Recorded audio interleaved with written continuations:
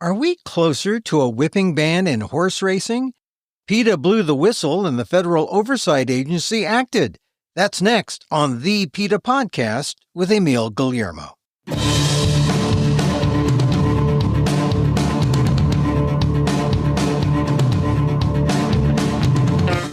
Welcome to the PETA Podcast. I'm Emil, Guillermo, your host for this inside look at animal rights. Brought to you by PETA, the largest animal rights organization in the world. On this episode, federalization of some things may cause debate, but not when it comes to regulation of the horse racing industry. It's the only effective way to stop cruelty, federalization that is. When PETA's Equine Matters Department blew the whistle on the winningest jockey in America for violations using a whip, the federal regulators took swift action. In this edition of the PETA Podcast, here's PETA Senior VP Kathy Guillermo on the crackdown on cruelty by HISA, the Horse Racing Integrity and Safety Authority, and the message it's sending throughout the industry. HISA is the federal oversight body for thoroughbred racing in North America. It stands for the Horse Racing Integrity and Safety Authority, and it's the first federal oversight body in the history of U.S. thoroughbred racing. And what's the significance of that? It's incredibly important, and it's something we've advocated for a long time because racing occurs in, I believe, 38 states now, approximately that number, and every state has its own regulations, and they have differed from state to state. So you could do one thing in California, but another thing in Louisiana, for example, or Texas, or Kentucky, or New York, or Florida. This was an attempt to try to protect the horses from any kind of abuse and violations by having a uniform set of rules.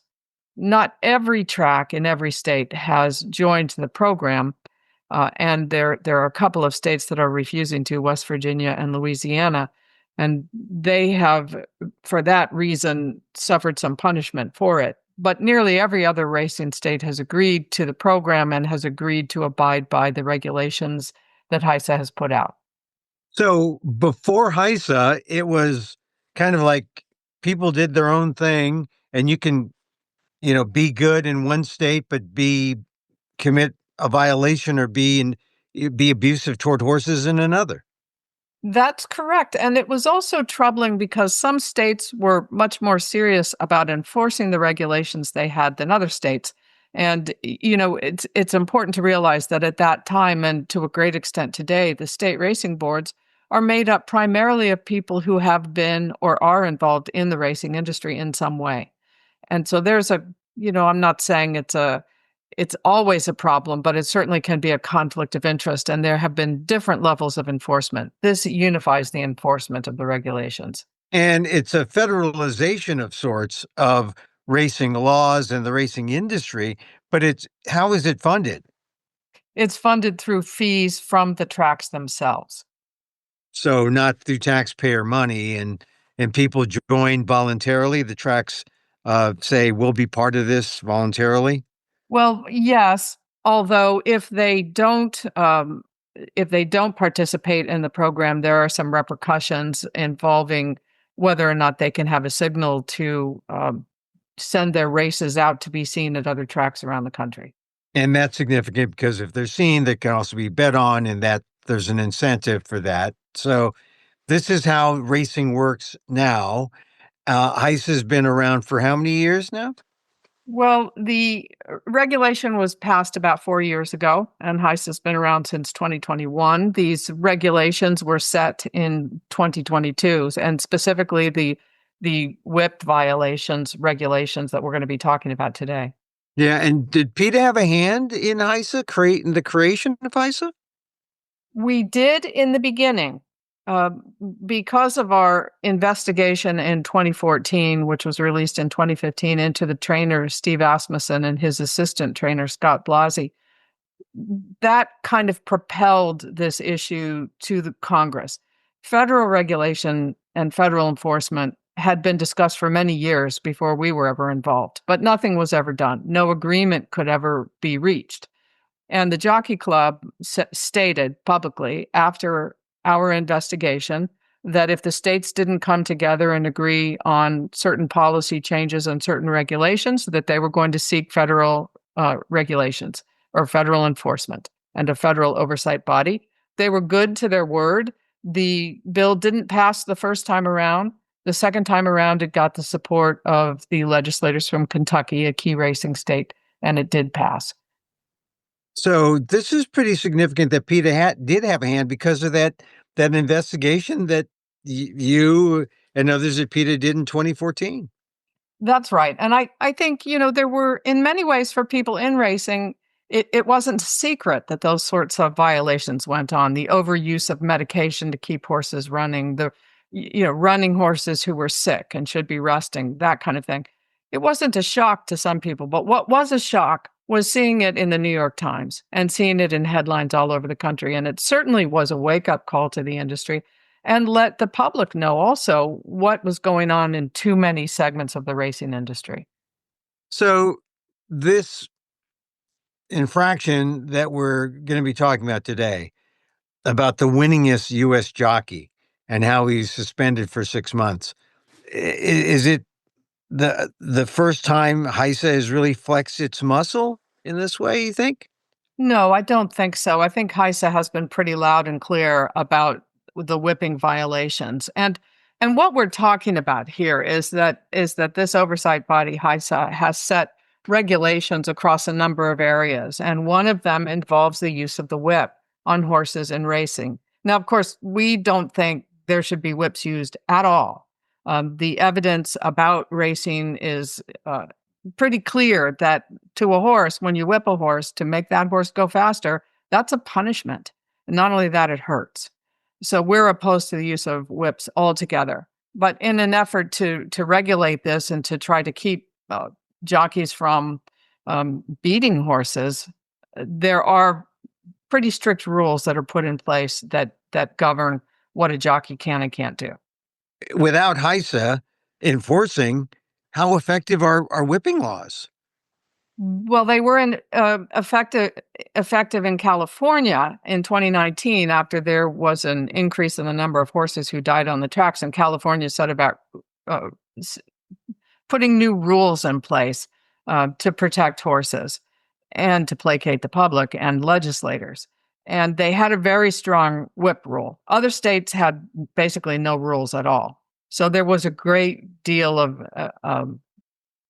varied use of rules to try to protect the horses and try to keep jockeys from basically beating the horses. I mean, we remember there was a horse in the Kentucky Derby who was whipped. I think it was American Pharoah, was whipped 34 times in the stretch going down to win that race. And it was after that Kentucky Derby that HISA was put in place and then began changing regulations to protect the horses. I wanted to get into the background of HISA so people understood, but we have this jockey, the winningest jockey so far in the U.S., suspended for 6 months for whipping. His name is Paco Lopez. Tell us about Paco. Well, when we say winningest, first of all, Mr. Lopez has won more races than any other jockey in the United States. And that doesn't mean his horses have won the most money. This is the winningest jockey in terms of the number of races won. And up to the date that he was suspended, he had won 300 races in the United States. And that was well ahead of any other jockey. So he was on his way to becoming the winningest jockey for the year of 2025. Unfortunately for the horses Mr. Lopez rides, he frequently and repeatedly and brazenly broke one specific rule that HISA has in place. And that is that a jockey cannot lift his wrist above his helmet before striking a horse. So if you can picture this, he's got the whip in one hand, and if the jockey raises his arm so high that his wrist goes above his riding helmet, he is in violation of one of the whipping rules that HISA has put in place. He did this repeatedly, as we learned. He came on our radar, though, interestingly, because we had trainers who notified us about it. They were really upset at seeing this happen. In some cases, maybe because it might have helped him win. I don't know. But in any case, other people were obeying the regulations, and Mr. Lopez was repeatedly breaking it. But just bringing your hand above your head, I mean, it gives you greater leverage, greater power, makes it more harmful to the horse. The rule is in place because when you lift your hand up that high and you strike a horse, it hurts more. The idea was to protect the horses from exactly that. And so what was the repeated violation on the part of Mr. Lopez? What did he do? Well, we first heard about him when we were contacted by a number of trainers after a race at Saratoga Racecourse in New York on August 23rd. And Mr. Lopez on the horse called Bookham Dano won a race, a $500,000 grade 1 race called the Four Ghost Stakes. And when we reviewed the video, we could see very clearly that he raised his wrist above his helmet at least 4 times.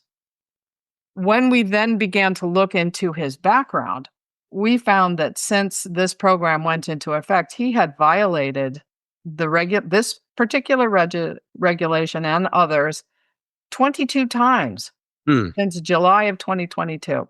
He's been suspended for a day here and there. In December, he was suspended for 46 days and then allowed to go back to racing. He has paid some small fines, but in February, he did it again.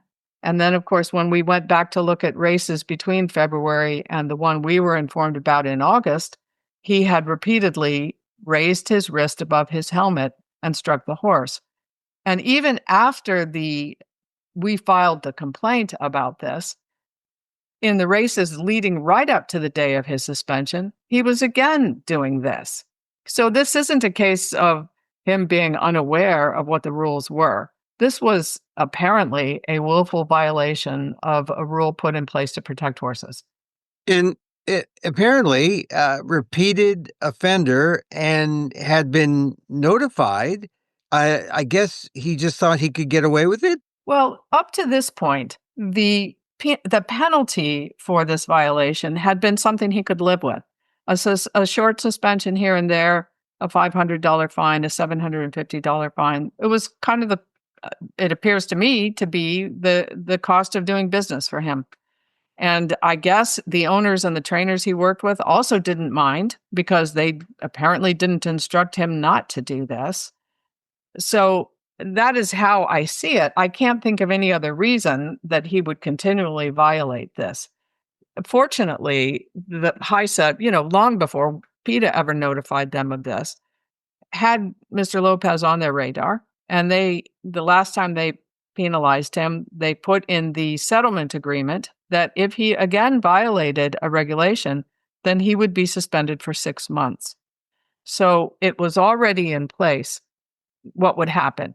And when we then supplied the information, and I'm sure the HISA officials went back and reviewed this videotape and all the other videotape since that last violation in February, they then decided to suspend him for 6 months. Now, this may not sound like much of a penalty to those of us not involved in the world of horse racing and who think a whip has no place on the race course.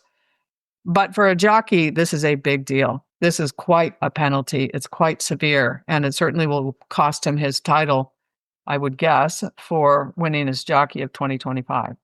So, but it suggests that, number one, the enforcement was pretty lax and the penalty was not serious. And so now does this rectify it? I mean, does this send a message to jockeys and horsemen throughout the racing industry that you don't mess with HISA? Well, I think it sends the message that if you think you're going to get away with this, you're not. I think that message is clear. And I would be very shocked if Mr. Lopez came back after 6 months and continued with the same behavior. And, I just want to point out, too, that when he was suspended in December, and his suspension was a total of 46 days, the violation at that point was that he whipped a horse well after crossing the finish line. Apparently because when the horse was coming down the stretch toward the finish line, he veered out to the right. And this can cost a horse a race, winning a race, of course. And so when he crossed the finish line, and I don't mean a second after he crossed the finish line, I mean well after, he hit the horse. So it was a punishment and certainly a violation.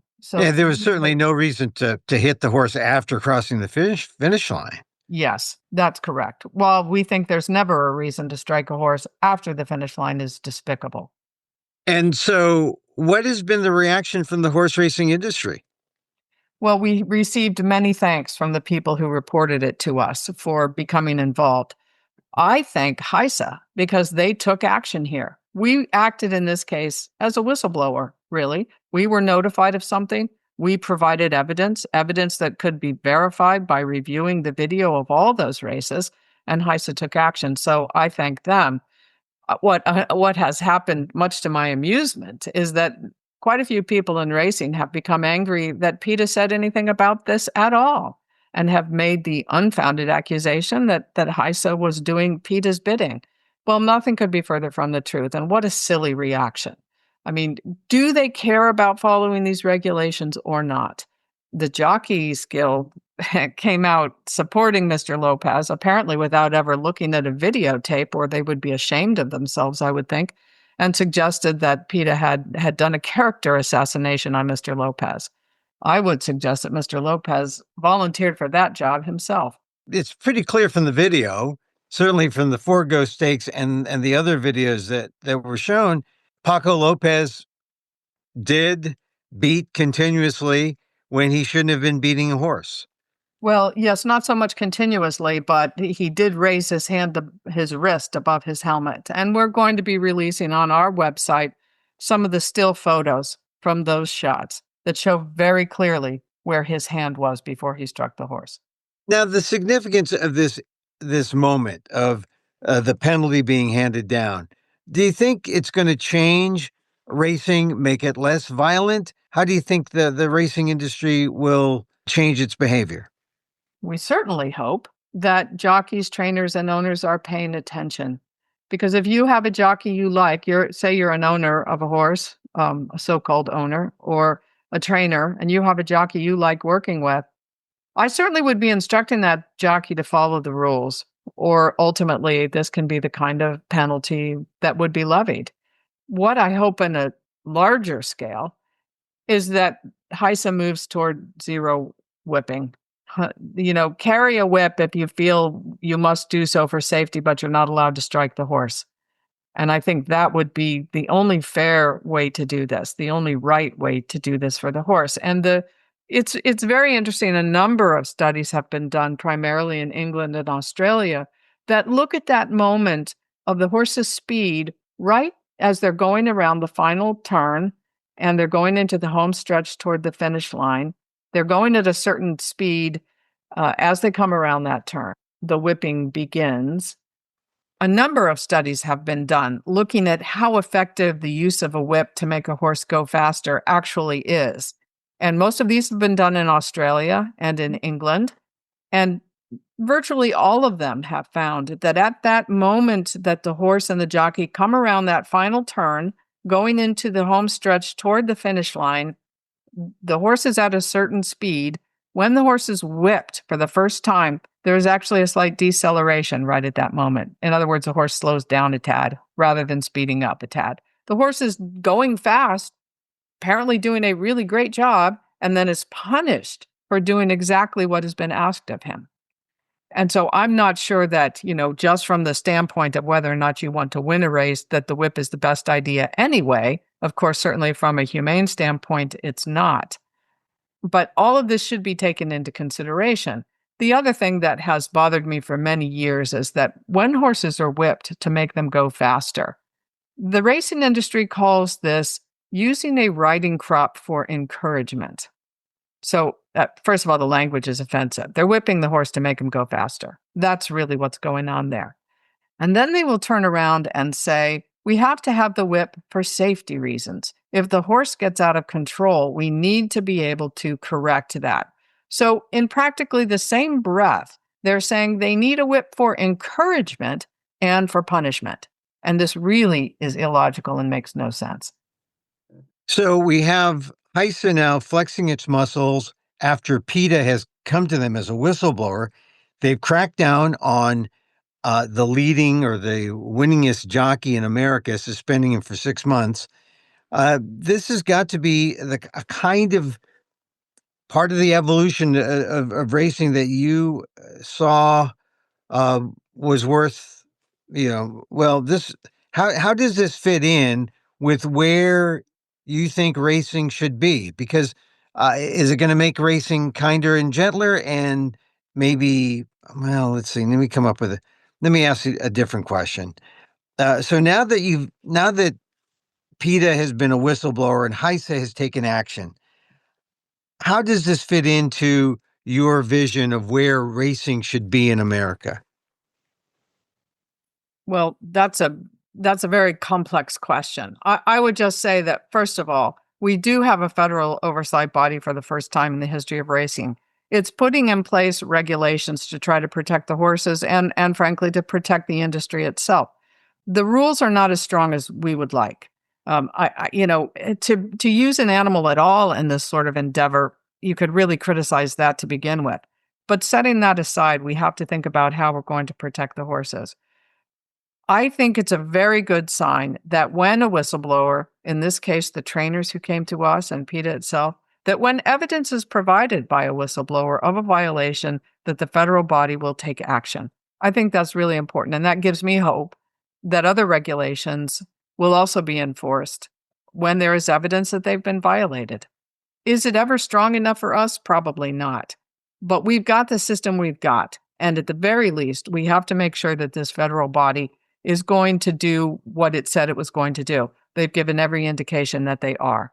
So now we need those people who are on the tracks to pay attention to us and to not to only to us, but to the regulations and to HISA, follow the rules and not harm these horses any more than they already are just by coercing them to race.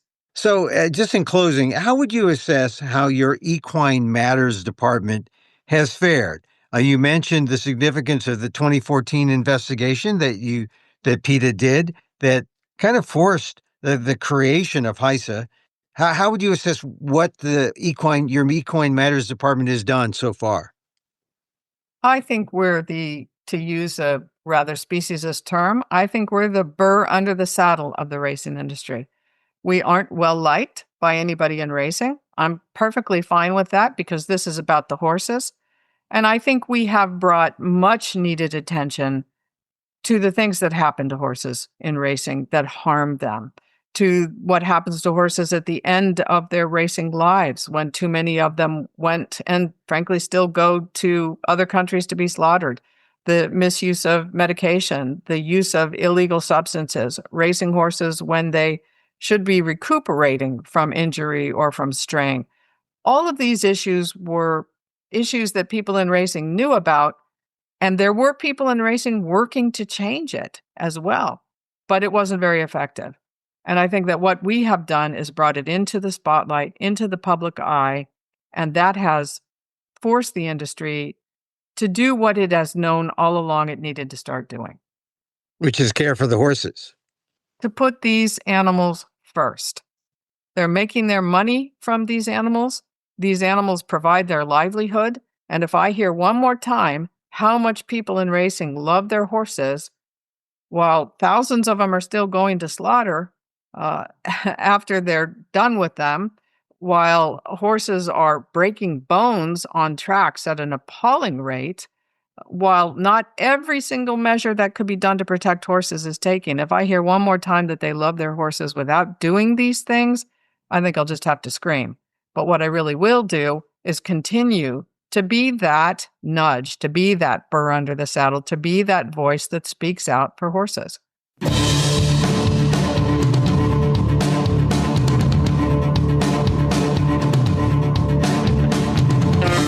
Kathy Guillermo is PETA's Senior VP in charge of Equine Matters.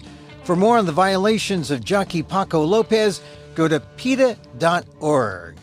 And that's our show for today. Thank you for listening. Don't forget to send a link of this show to your friends. Tell them you like the PETA Podcast.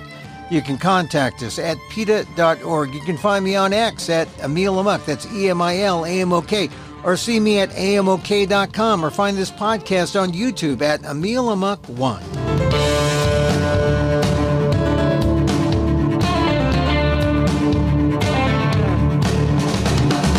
Once again, thank you for listening. Check out all our episodes on your favorite podcast app or on Apple Podcasts, where you can subscribe to as well as rate and review the show. It helps get the word out about the issues you care about. You know, some of the places you can get your podcasts, these people haven't advertised or anything like that, but CastBox shows all the episodes there on CastBox. You might find some things annoying about CastBox, but there are all sorts of places to do and to podcast these days. Our music is provided by CarbonWorks. Check them out on YouTube. And join us again next time for more insight into animal rights and the fight for a cruelty-free world on the PETA Podcast. I'm Emil Guillermo.